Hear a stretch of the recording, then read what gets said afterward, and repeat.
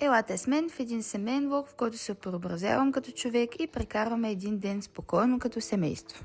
Естествено всичко живо будно, само тати не. А това съм аз в естествения ми хабитат на 3 часа сън. Винаги нося дрехите си по-големи да ми напомнят колко дебела съм била.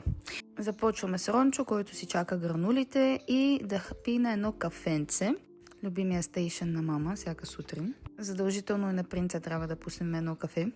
Тъй като днес беше баба Марта, това е първата мартиничка на бебе Марти. Много и сладък. А това са моите и само те ще останат, защото мразя да се кича. Съвсем леко ще ви намекна какво ползвам, това няма да е такъв влог. Брутален шампуан за обем, ще видите после гинексит, енгез за лице и сапун за тяло. Това ползвам за един бърз душ. Днес и кърпата ми бърза.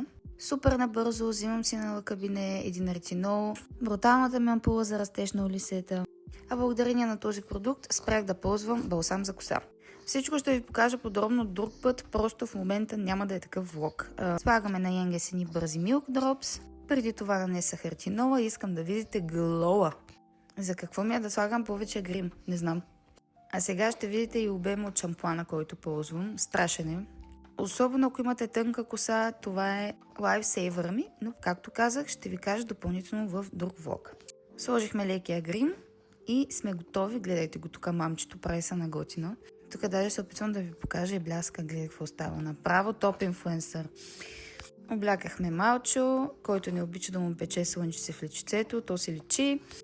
Една бърза хапванка за него и тръгваме към Paradise Mall, където взимам дрежки, които носим навънка и дрежки, които носим само вкъщи на бебе Марти. В Next има брутални неща. В случая му взех една пижамка, защото много ми хареса и ето тези 3 уникални бродирани комплектчета за навън. След това се отбихме в Пепко, откъдето взех няколко вида пижамки и 2 долнища, които бяха на намаление на многочни цени. И ето тези кърпички също. От DM едни кърпички за стъкла, едни кърпички за мебели, прачета за почистване на пералнята, много са добри между другото, интимни кърпички, лепенки за големи с детски мотиви, а с това дезинфекцирам всичко.